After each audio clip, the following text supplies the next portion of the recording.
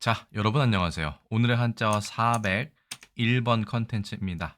오늘 함께 살펴볼 글자는 이 글자입니다. 두 글자가 같이 같은 글자로 구성되어 있네요. 도금과 뜻부터 알아보겠습니다. 이 글자는 우리가 탐탐이라고 읽습니다. 위험 있게 주시하고 있는 모양. 주로 뒤에 설명드리겠지만 호시탐탐 이럴 때 탐탐이라는 글자로 쓰죠. 상당히 특이한 글자이고 일단은 눈 목자가 들어가 있기 때문에 눈으로 무언가 눈과 관련된 글자임을 알 수 있습니다. 자, 글자를 알아보면 1급 배정 한자에 노려볼 탐자입니다. 역시 눈과 관련이 있고요. 문제는 오른쪽에 있는 이 글자가 문제가 될 것 같습니다. 자, 갑골문과 근문은 없었고 소전체만 이렇게 검색이 되었습니다. 허신의 설문의자 먼저 보실까요? 조금 의외입니다. 가까이 보면서 먼 곳에 뜻을 두다. 무언가 좀 긍정적인 의미가 아닌가 싶습니다. 호시탐탐이라는 이 문구도 주역에 나온다라고 허신이 직접 설명합니다. 그러면서 이 글자를 형성자로 분석하고 있습니다. 눈목자의 뜻을 따르고 옆에 있는 글자는 망설이다 할 때 유예할 때 유와 같은 글자이고요. 또한 앞으로 나아가다 할 때 임도 있습니다. 그런데 이것이 소리의 요소로 한다니까 노려볼 탐과 가장 비슷한 것은 유보다는 임에 가깝겠네요. 그래서 이 임이라는 글자는 소리를 나타낸다. 도대체 이 글자는 어떤 글자이길래 소리를 나타낼까? 뜻을 살펴보려고 다른 글자를 보니 잠길 침자가 보였습니다.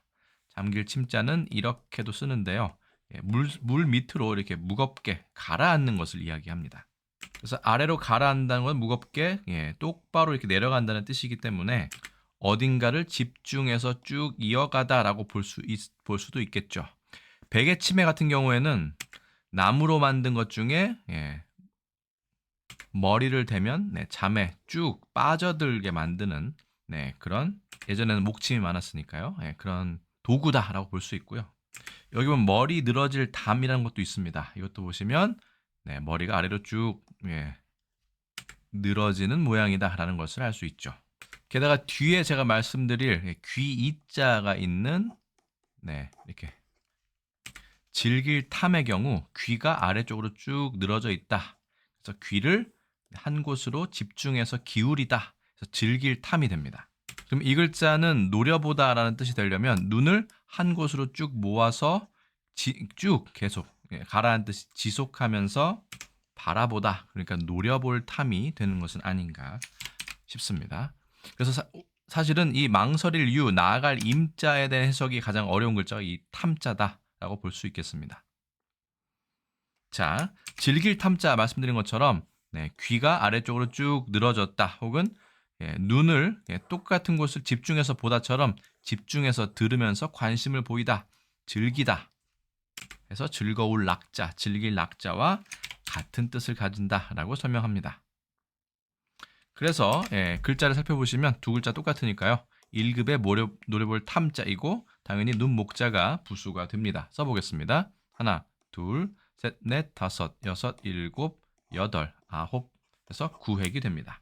문제는 이 눈 목자가 있는 것, 그 다음에 귀 이자가 있는 것은 원래는 다르게 쓰여야 하나 눈이든 귀든 한쪽으로 쏠려 있다, 집중해 있다라는 것 때문에 이 두 글자는 그 모양뿐만 아니라 이 쓰임새도 상당히 섞여서 활용되는 경우가 많습니다. 그래서 많은 사람들이 혼란스러워하고 이거를 구분해서 써야 된다, 아니면 그냥 써야 된다라는 의견도 좀 갈리고 있는 것 같습니다. 그래서 탐탐이라고 만약에 우리나라 표준 국어 대사전을 찾아보면 부사로서 위험 있게 주시하고 있는 모양이다. 그러면서 비슷한 말이 귀이자가 들어간 탐탐으로 되어 있습니다. 이쯤 되면 이 두 글자는 거의 같이 쓰인다. 처음에는 혼용이 됐겠지만 결국은 같이 쓰이게 된다라고 이야기할 수 있겠습니다. 심지어는 술 유자가 있는, 닭 유자가 있는 이 탐자도 원래는 술을 즐기는 것, 술을 좋아하는 것이지만 즐길 탐자로 거의 세 글자가 같은 용법으로 쓰이고 있는 것을 알 수 있습니다. 자, 그래서 귀자가 들어가도 뜻은 비슷합니다. 대신 깊고 으슥한 모양이 하나 더 추가가 되어 있죠. 그래서 두 글자는 서로 매우 밀접한 관련을 가지고 있다. 결론적으로는 그렇습니다. 요즘엔 그렇게 혼용된다라고 분석할 수 있겠습니다. 호시탐탐, 범이 눈을 부릅뜨고 먹이를 노려본다는 뜻으로 남의 것을 빼앗기 위해 형세를 살피며 가만히 기회를 엿봄 또는 그런 모양. 아까 허신의 설문의자에 나왔던 것처럼 주역, 역경의 이괴편에 나오는 말이다. 우리 호시탐탐은 상당히 자주 쓰는 표현 중에 하나죠. 호시탐탐 기회를 노리다. 적들은 호시탐탐 침략의 야욕을 불태웠다 등의 예문이 있었습니다. 한중일 삼국 어떻게 쓸까요? 우리나라 탐탐, 중국어의 딴딴, 일본어의 탄탄 해서 한중일 삼국이 같은 용법, 정말 유사한 발음까지 보이고 있습니다. 다만 우리나라와 마찬가지로 중국에서도 귀 이자가 들어간 딴딴의 경우에는 발음도 똑같고 성조도 같고 호시탐탐 아니면 탐탐호시 모두 다 이 글자로 써도 되고 이 글자로 써도 되는 등 상당히 혼란한 어떤 상황을 보이고 있습니다. 영어로 굳이 번역하자면 watch thirstily 혹은 watch for an opportunity 정도로 의역할 수 있겠습니다. 자, 조선왕조실록에도 이 혼란스러움은 마찬가지입니다. 의외로 이 눈목자가 있는 탐탐보다는 이렇게 즐길 탐자가 조금 더 탐탐이 더 많이 쓰이는 것을 알 수 있습니다. 일제강점기를 포함해서 최근까지의 신문 기사를 보더라도 우리가 알고 있는 이 탐탐보다는 귀자의 탐탐이 29건으로 훨씬 더 많은 것을 알 수 있습니다. 그에 비해서 눈목자의 탐탐은 딱 한 건만 있었죠. 탐탐이 탐탐으로 즉 탐탐으로 써야 되는 것을 귀자 탐탐으로 잘못 쓰고 있다라는 기사가 있을 만큼 예전부터 지금까지 이 글자는 서로 과연 통자로 봐야 되는지 아니면 구분해야 되는지에 대한 논란은 끊이지 않고 있습니다. 다만 호시탐탐이라고 했을 때는 분명히 귀보다는 눈에 집중해야 되기 때문에 눈목자가 들어가 있는 이 탐탐을 써야 되는 것이 맞을 것으로 저는 생각하고 있습니다. 여러분들은 어떻게 생각하십니까? 그래서 오늘의 한자어 401번 컨텐츠는요.